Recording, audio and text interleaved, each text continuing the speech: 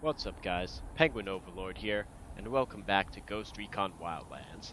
And in today's video, we're going to talk about submachine guns in my final weapon setup and employment videos for Ghost Recon Wildlands. Now, I held off on doing this type of video for submachine guns for a while now for two main reasons really.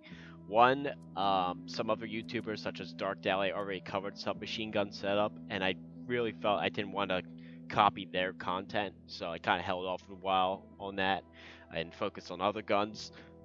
And two, I'm not a huge submachine gun player because truthfully I don't really like them as much in the game.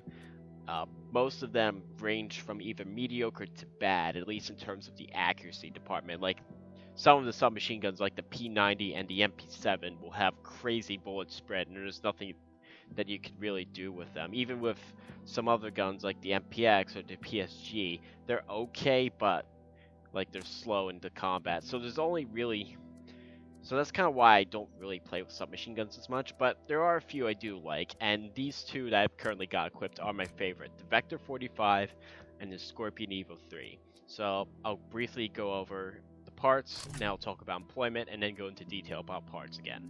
So for the Vector, I'll typically use the Micro T1, the extended mag, 4-auto semi-trigger, shift short angled grip, laser 3-dot, short barrel, suppressor, or a compensator. We'll talk about that later. But typically a suppressor for submachine guns. And for the Scorpion Evo 3, kind of the same deal, only I'm using a standard barrel. I don't usually use long barrels. We'll talk about that. So, truthfully, I don't really use submachine guns a lot in the game because I feel that for most situations, a suppressed semi-auto sniper rifle and a handgun will cover all of your stealth kill needs. But they are good for taking out multiple enemies at once, which you can do with a handgun and a semi-auto sniper rifle, but the submachine gun's going to do a better job of it. And plus, if for whatever reason you don't want to run an assault rifle or grenade launcher, you could run a submachine gun as your sort of primary weapon. I prefer assault rifles, but you do you. You can do whatever you want. So let's talk a little bit more about how I set these up and why. So with the optic, I'll use the Micro T1, the Comp M4 if it needs an accuracy boost, or for a few submachine guns to digital scope. Now this is mostly based on aesthetics, like you could use whatever you want, I don't really care. The digital scope is a practical option, but it just seems a little bulky putting it on some of the submachine guns like the Vector, and you know, aesthetically I like the T1. You could use any of the other optics if you want, but that's just what I use. The T1 and the Comp M4 give you a solid red dot, which is still good at reasonable distances, because it's a small dot and you can aim precisely and take enemies out. But yeah, that's typically what I use. You could use whatever you want, really. So for the Vector in particular, I'll use the full auto semi-trigger. I think the stock trigger is full auto burst. I never use burst on like anything because I feel like, one, I can tap out bursts on a full auto anyway, and with the Vector I really want to have that full auto, so that way, because the penetration on the gun is low, so, and the damage is a little low, so I want those bullets to come flying out as fast as possible, especially with the rate of fire. So definitely incorporate that. 25 round mag, for obvious reasons. More bullets is better. The 15 round magazine, you'll burn through that like stupid quick. Like, watch this. Yeah, definitely want the 25 round mag. Oh, it's a quick side note. If you watch the PvP trailers and gameplay that came out for Ghost Recon Breakpoint, the Vector has a 50 round mag now. That's gonna be stupid. It's gonna be stupid awesome. It's gonna be like having a mini 810 Warthog that you carry around. I'm sorry, I just found that to be awesome. Okay. Moving on to the underbarrel parts.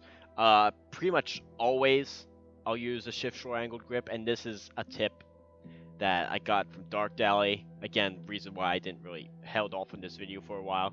But the shift short angled grip is pretty much the best submachine gun attachment that you can have, because that's going to really help you control the recoil. It is going to slow down your handling some. Not really your ADS time, but your reload speed's going to go down. But it's going to keep those bullets tight and together, which is what you really want, because submachine guns have a tendency to have a lot of horizontal recoil. So let me shoot this off with the shift short angle grip. Mostly together. A little bit of spread, but not a whole lot. But let's say you put on like the foregrip V4 and maximize handling, which I guess is a temptation for people to do. Submachine gun's a fast and light gun, why not make it even faster and lighter? Well, watch this. So that's a lot of recoil you have to compensate for. Like, you can hold down your mouse and try to fight it, and that'll work okay, I guess, in close quarters scenarios, but Wildlands is a open world game, and there's a lot of distance shooting, so I don't really advocate that. I want my guns to reach out as far as reasonably possible, so definitely have the shift short angled grip. You'll be able to compensate for recoil much better and hit your targets at distance easier. Now, you only have two choices with laser sights, so you, again, kind of use whatever you want. I like the laser 3-dot, again, for aesthetic reasons, and to get a little bit of handling back from, less of a handling penalty from equipping a laser sight, because with the, ADPO, you do lose a little bit, not significant amount of stats, but you do lose a little bit, so I like using the laser 3-dot. Plus, it just looks big on submachine guns. Again, most of my submachine gun attachments are driven by aesthetics, so you can pick whatever laser sight you want, really. I like laser 3-dot. Now, the barrel. And this is going to be kind of awkward with submachine guns because a lot of them are inaccurate. With some, like, I believe the MP7, if I can find that real quick. Oh no, I'm just using the standard barrel. But basically, on this gun. But basically, I'm trying to, with the submachine guns, some submachine guns may require a longer barrel to help it be a little bit more accurate because the accuracy on them is bad. Some, like the Vector, are actually pretty good with the, well, actually, really, the Vector, now that I come to think of it, is pretty much really good with the short barrel and not really much others. Most of the time, you want to stick with a standard barrel, but with a short barrel, you can really drive that recoil, that vertical recoil down, and keep a nice tight pattern. Now, for the last attachment, the vast majority of the time, you're going to want a suppressor because it's intended to be a stealth weapon, close quarters, as quiet as possible. So obviously that makes sense. The compensator, however, is interesting. You can really get a super accurate gun if you use the compensator. Obviously not the best judge of distance there, but that's a really tight pattern with a little bit of veering off to the right. But I like this, a comped Vector, as a backup weapon for Predator, which, truth be told, I don't really use as much as in that role because of refilling ammo. But I do like it. It's a fun combination to play around with, especially if you don't want to run around with an assault rifle with a grenade launcher. I don't know. It's kind of fun. I like it. But for most of the time, Suppressor is going to be the wiser choice to use on a submachine gun.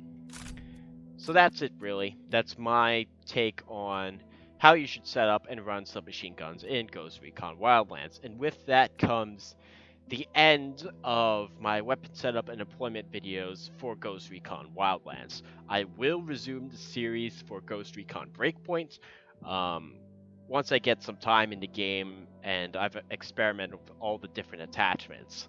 Under NDAs, I can't really talk specifics, but I think people are going to like what's coming in terms of the gunsmith and all the different attachments.